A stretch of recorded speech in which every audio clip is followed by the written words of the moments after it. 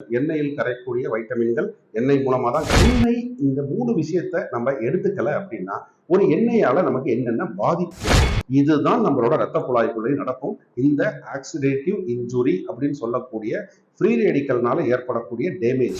2 உயிர் சத்து தான் வந்து ரொம்ப மெயினானது. நல்லெண்ணெயில இருக்கிற சிசமின் சிசமொலின் அப்படின்னு இருக்கக்கூடிய உயிர் சத்துக்கள், ரைஸ் பிரான் ஆயில் அதாவது அரிசி தவிர்த்து எண்ணெயில இருக்கக்கூடிய ஒரைசனால் அப்படிங்கிற ஒரு உயிர் சத்து இருந்தோம். இதை பத்தி கொஞ்சம் விளக்கமா சொல்லுங்க அப்படின்னு சொல்லி கேட்டிருந்தாங்க. இன்னைக்கு அவங்களுக்கான ஒரு விளக்கத்தை தான் இந்த வீடியோல நம்ம கொடுக்க போறோம். ஒரு சமையல் எண்ணெய் ஒரு மனுஷனுக்கு எதுக்காக தேவை அப்படின்னு கேட்டீங்கன்னா, நான் ஏற்கனவே பல விஷயத்துல சொல்லியிருக்கேன். 3 விஷயங்களுக்காக. அதுல உள்ள வைட்டமின்கள், எண்ணெயில் கரையக்கூடிய வைட்டமின்கள் எண்ணெய் மூலமா தான் கிடைக்கும். அடுத்தது வந்து பாத்தீங்கன்னா அத்தியாவசிய கொழுப்பு அமிலங்கள் அப்படின்னு சொல்லக்கூடிய ஒமேகா 3, ஒமேகா 6 இதெல்லாம் அதுல இருந்து தான் கிடைக்கும். அடுத்தது வந்து பாத்தீங்கன்னா அதுல உள்ள உயிர் சத்துக்கள் அப்படின்னு நம்ம எல்லாருமே சொல்றோம் இல்லைங்களா, அந்த உயிர் சத்துக்கள்னு மற்றவங்களால சொல்லப்படக்கூடிய ஆன்டி ஆக்சிடென்ட்ஸ் சமையல் எண்ணெயில நிறைய உண்டு. இந்த 3 கண்டிப்பா நம்ம எடுத்துதான் ஆகணும். எண்ணெய் கிடைக்கக்கூடிய சக்தி, அதாவது அந்த எனர்ஜி அப்படிங்கிறது நம்ம கார்போஹைட்ரேட், அதாவது மாவு பொருள்ல இருந்தும் அரிசியில இருந்தும் கிழங்குகள்ல இருந்தும் கூட எடுத்துக்க முடியும் அப்படிங்கிறதுனால அதை நம்ம ஒரு பெரிய பொருட்டா பேச போறது இல்லை. மற்றபடி இந்த 3 விஷயத்துக்காக நீங்க எண்ணெய் எடுத்துதான் ஆகணும். இப்ப இந்த எண்ணெய் இந்த 3 விஷயத்த நம்ம எடுத்துக்கல அப்படின்னா ஒரு எண்ணெயால நமக்கு என்னென்ன பாதிப்பு வரும் அப்படிங்கிறத நம்ம பார்ப்போம். அதாவது விட்டமின்கள் நம்ம உடம்ப வந்து ரொம்ப முக்கியமான விஷயம். ஏன்னா விட்டமின்களை நம்ம உடம்பு உற்பத்தி செய்ய தெரியாது நம்ம உடம்புக்கு. நம்ம அதனால வெளியில இருந்து தான் அந்த வைட்டமின்களை எடுத்துக்கணும்.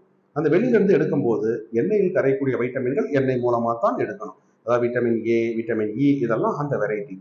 அடுத்தது முக்கியமான ஒரு பொருள் என்னன்னு கேட்டீங்கன்னா, அந்த ஆன்டி ஆக்சிடென்ட் அப்படின்னு சொல்லக்கூடிய உயிர் சத்துக்கள். ஏன் வந்து ஒரு ஆன்டி ஆக்சிடென்ட் ஒரு மனிதனுக்கு தேவை அப்படின்னு பாத்தீங்கன்னா, நம்மளோட உடல் இயக்கத்தின் போது, அதாவது உடல்ல வந்து இப்ப நம்ம சாப்பிட்றோம், செரிக்குது, அது ரத்தத்துல சத்தா கலக்குது, போகுது, எல்லாமே இதெல்லாமே வந்து உடல் இயக்கம். இந்த உடல் இயக்கத்தின் போது நம்மளோட உடம்புக்குள்ள ஃப்ரீ ரேடிக்கல்ஸ் ஃபார்மேஷன் ஆகும். அதாவது ஒரு ஆக்சிஜன் ஃப்ரீ ரேடிக்கலா மாறி உடம்புக்குள்ள டேமேஜ் பண்ண ட்ரை பண்ணும். அந்த ஆன்டி ஆக்சிடென்ட் இருந்தால் தான் அந்த ஃப்ரீ ரேடிக்கலை வந்து அழிக்க முடியும். அந்த ரத்த குழாய்க்குள்ள அந்த ஃப்ரீ ரேடிக்கல் ஃபார்ம் ஆச்சுன்னா ரொம்ப ஆபத்தான விஷயம். இப்போ நீங்க ஃப்ரீ ரேடிக்கல் என்ன ஆகும்னு கேட்டீங்கன்னா, ரத்தத்தின் சுவரில் அந்த செல்களை வந்து அழிக்க ட்ரை பண்ணும். ஒரு நார்மலா ஒரு எந்த ஒரு இப்போ நம்ம வெளியில வந்து காயம் ஏற்படுதுன்னு வச்சுக்கலாம். காயம் ஏற்பட்டால் முதல் என்ன நடக்கும், அந்த இடத்த சுத்தி ஒரு வீக்கம் ஏற்படும் இல்லைங்களா. அது மாதிரி அந்த ஃப்ரீ ரேடிக்கல் அதிகமாக ஃபார்ம் ஆகி, அதாவது ஃப்ரீ ரேடிக்கல் ஃபார்ம் ஆகணும், ஆன்டி ஆக்சிடென்ட் வந்து அதை வந்து நியூட்ரலைஸ் பண்ணணும். இந்த ஃப்ரீ ரேடிக்கல் அதிகமாகவும் ஆன்டி ஆக்சிடென்ட் கம்மியாகவும் இருந்ததுன்னா அந்த நியூட்ரலைஸ் ஆகாது. அப்போ ஃப்ரீ ரேடிக்கல் வந்து அந்த செல்லை வந்து டேமேஜ் பண்ணும். டேமேஜ் பண்ணி அந்த வீக்கம் ஏற்படும் பொழுது ரத்த குழாய்க்குள்ள ஒரு வீக்கம் ஏற்பட்டால், எதுக்கு நான் வந்து அதுக்கு ஒரு உதாரணம் சொல்ல நினைக்கிறேன். இப்போ நம்ம தெருவில் வந்து ஒரு சாக்கடை இருக்கு. சாக்கடையில போகும்போது ஒரு சின்ன கல்லை வந்து போடுறோம்னு வச்சுக்கோங்களேன். அந்த கல் நடுவில் போட்டோம்னா சாக்கடையில போற செடி செத்தை எல்லாமே, அந்த ஒரு வைக்கோல் இந்த மாதிரியான பேப்பர் இதெல்லாமே பார்த்தீங்கன்னா கரெக்டா அது ஒரு ஃபில்டர் ஆன மாதிரி அந்த கல்லுக்கு முன்னாடி வந்து நின்றுக்கும். நின்னதுக்கு அப்புறம் வெறும் தண்ணி மட்டும் தான் ஃபில்டர் ஆகி போகும். இது எல்லாமே செடி செத்தையெல்லாம் அப்படியே நின்றுகிட்டே இருக்கும். கொஞ்ச நாள் கழிச்சு அந்த டோட்டலாகவே அடப்பட்டு போயிடும், தண்ணி கூட போகாது. இதுதான் நம்மளோட ரத்த குழாய்க்குள்ளே நடக்கும். இந்த ஆக்சிடேட்டிவ் இன்ஜுரி அப்படின்னு சொல்லக்கூடிய ஃப்ரீ ரேடிக்கல்னால ஏற்படக்கூடிய டேமேஜ். இந்த டேமேஜ்னால ஏற்படக்கூடிய வீக்கம் வந்து பாத்தீங்கன்னா, கொழுப்பு கம்மியா சாப்பிட்டிருந்தா கூட, அதாவது கொழுப்பு உணவுகளை கம்மியா எடுத்திருந்தா கூட அந்த வீக்கம் இருந்துச்சுன்னா குறைஞ்ச அளவுக்கு கொழுப்பு இருக்கிறவங்களுக்கு கூட போய் டெபாசிட் பண்ணிடும். ஸோ முதல்ல தவிர்க்கப்பட வேண்டியது அந்த ஃப்ரீ ரேடிக்கல் ஃபார்மேஷன் காரணமாக ஆக்சிடேட்டிவ் இன்ஜுரிஸ் நடக்கிற அந்த ஒரு ஆபத்தை தடுக்கணும். அதுக்கு எண்ணெயில இருக்கக்கூடிய ஆன்டி ஆக்சிடென்ட் சொல்லக்கூடிய உயிர் சத்துக்கள் அவசியம். இந்த உயிர் சத்துக்கள்னா என்னன்னு கேட்டீங்கன்னா, 2 உயிர் சத்து தான் வந்து ரொம்ப மெயினானது. நல்லெண்ணெயில இருக்கிற சிசமின் சிசமொலின் அப்படின்னு இருக்கக்கூடிய உயிர் சத்துக்கள், ரைஸ் பிரான் ஆயில் அதாவது அரிசி தவிர்த்து எண்ணெயில இருக்கக்கூடிய ஒரைசனால் அப்படிங்கிற ஒரு உயிர் சத்து. இது 2 தான் உயிர் சத்துல மெயினான உயிர் சத்து.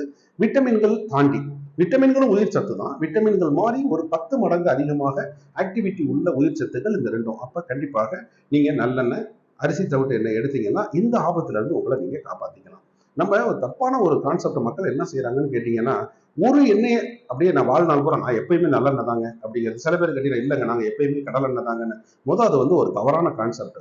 கடவுள் ஒரு கடவுளோ அல்லது இயற்கையோ ஒரு எண்ணெய பல வித்துல படைச்சு வச்சிருக்காங்க இல்லைங்களா. தேங்காயில எண்ணெய் இருக்கு, கடலையில எண்ணெய் இருக்கு, எள்ளுல எண்ணெய் இருக்கு, அரிசி தவிட்டுல எண்ணெய் இருக்கு. இது மாதிரி பல இடத்துல எண்ணெய் இருக்கும்போது நம்ம வந்து ஒரு குறிப்பிட்ட எண்ணெயை மட்டும் தான் நம்ம சாப்பிடுவோம் அப்படிங்கிறது இயற்கையோட நியதிக்கு எதிரானது. அப்ப எல்லா எண்ணெயும் நீங்க வந்து ஒரு தொடர்ச்சியா ஒரு எண்ணெயை வந்து இப்ப நீங்க ஒரு வாரம் யூஸ் பண்றீங்க அப்படின்னா அதை ஒரு மாசம் கழிச்சு இன்னொரு எண்ணெயை ட்ரை பண்ணுங்க, அடுத்தடுத்த ட்ரை பண்ணுங்க. ஏன்னா உடம்புக்கு பேலன்ஸ்டான சத்துக்கள் தான் வேணும். எசென்சியல் ஃபேட்டி ஆசிட்னு சொல்லக்கூடிய அத்தியாவசிய கொழுப்பு அமிலங்கள் கண்டிப்பா, ஏன்னா இந்த எசென்சியல் ஃபேட்டி ஆசிடை உடம்பு உற்பத்தி பண்ணவும் தெரியாது.